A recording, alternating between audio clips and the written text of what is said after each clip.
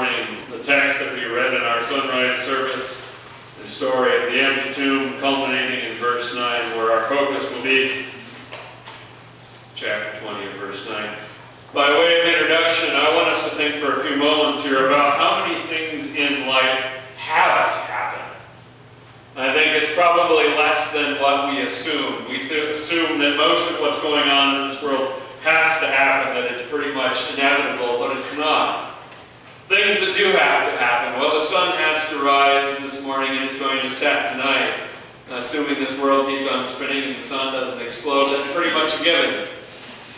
Water will freeze at 32 and boil at 212. You can fudge that a little bit with altitude and all, but it's pretty much a given. Time is going to keep on ticking, whether you want it to or not. We're all going to get older. Gravity will continue to hold us down despite any efforts we try to the contrary. And the seasons will come and go, although it doesn't seem as if spring really wants to stay. I promise you that it will be here at some point and for a while. Natural laws have to be, time, space, and things of that nature. But what about human actions and interactions, our choices, our decisions? How many of those have to be? Not that many. When we read our text this morning in verse 9, we're going to find out about Jesus had to rise from the dead. But by way of getting ourselves in that frame of mind, let's look at the context briefly. Just briefly at the first 8 verses. Let me read them. We didn't read them this morning, but let me refresh our memory. It says, early on the first day of the week, while it was still dark, Mary Magdalene went to the tomb and saw that the stone had been removed from the entrance. So she came running to Simon Peter and the other disciple, the one Jesus loved, and said, "They have taken the Lord out of the tomb, and we don't know where they have put him." So Peter and the other disciple started for the tomb. Both were running, but the other disciple outran Peter and reached the tomb first. He bent over and looked into the strips of linen lying there, but didn't go in. Then Simon Peter, who was behind him, arrived and went into the tomb. He saw the strips of linen lying there, as well as the burial cloth that had been around Jesus' head. The cloth was folded up by itself, separate from the linen. Finally, the other disciple, who had reached the tomb first, also went inside. He saw and believed. They still did not understand from Scripture that Jesus had to rise from the dead. Our text began with early on the first day of the week, because we know that Jesus had been placed in a temporary tomb on Friday afternoon by Joseph of Arimathea.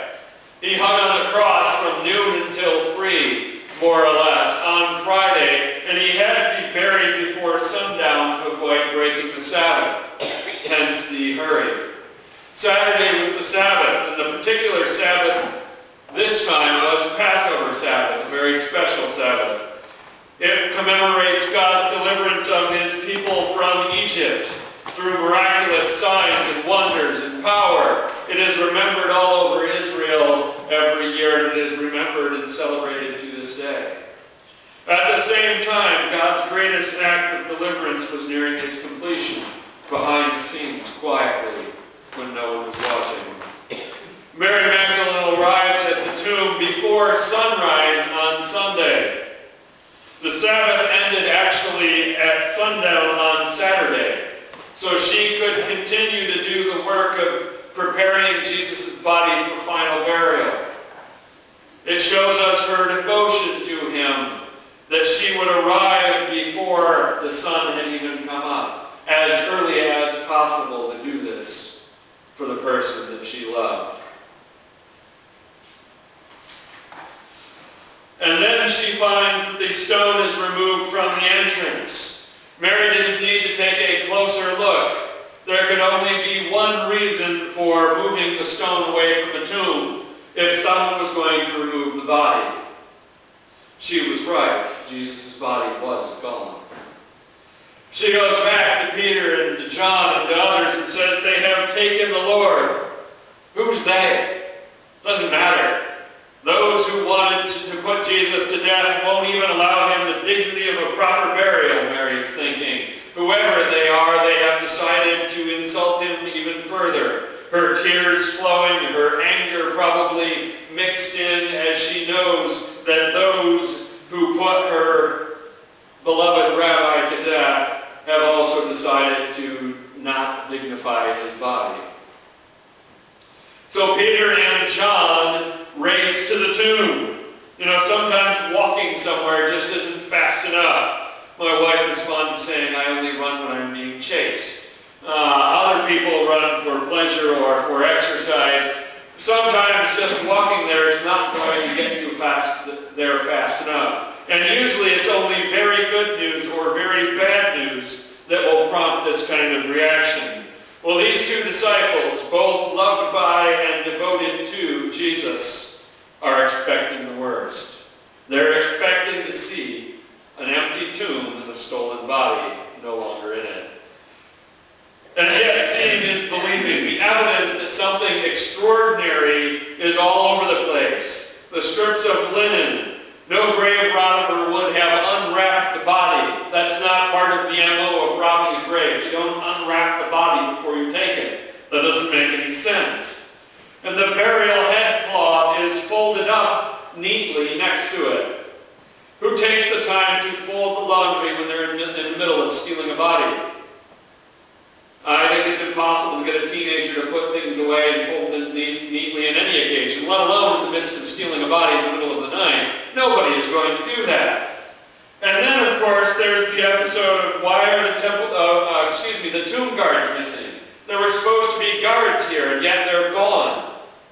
That seems impossible. Roman guards never leave duty. And the stone is rolled away. This heavy stone that no one person could roll has been moved. So there is evidence everywhere that something extraordinary has happened and no logical explanation for it. The text says that John saw and believed. He admits that he believed that Jesus was alive in that moment as he stood in the empty tomb. But it is not a belief grounded in full understanding of what Jesus has done or why. Rather, John is simply looking at the evidence in front of him and weighing that along with the power that he knows that Jesus has. When the logical explanations have been eliminated, the illogical, however unlikely it seems to you, must be true. John knows that Jesus is alive. And then looking at verse 9a, the first part of our text this morning, we're going to focus mostly on the second half of verse 9. It says they still did not understand from Scripture. It's a fairly candid admission from John, is it not? He could have said and he could have written that he understood in that moment all of the predictions about Jesus and all of the things that he said. And suddenly it was clear to me that he had risen just as he said. John doesn't say that at all. He says, yeah, I still didn't get it. I saw that he was alive, I believed it, but I still didn't understand it. We all know that it doesn't work that way. You don't just magically understand something in a moment. You've been trying to learn algebra for months and you just can't get it, and all of a sudden, poof, all of the formulas make sense. And do you wish it worked that way, teaching? That every once in a while they just get it?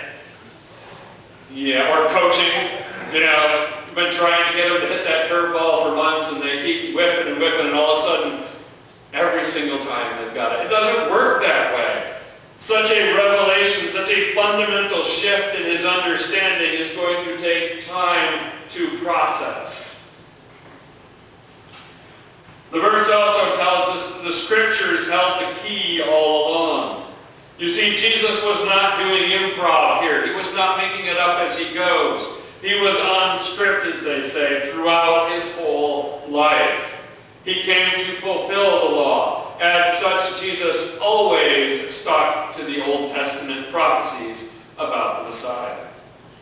After the fact, when they look back on it, the dozens of predictions can be seen more clearly.